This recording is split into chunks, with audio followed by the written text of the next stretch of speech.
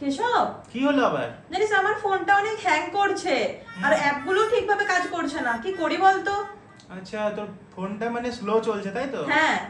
এটা হয় কি করে জানিস? তুই যখন কোনো উল্টাপাল্টা অ্যাপ ডাউনলোড করিস তখন এই প্রবলেমটা হয়। ও। আয় আমি দেখিয়ে দিচ্ছি কি করে চেক করবি কোন হ্যাঁ, অ্যাপটার দেখা। জন্য হচ্ছে। তো এটা দেখার জন্য প্রথমে এই তোর ফোনের যে প্লে স্টোর আছে না, হ্যাঁ।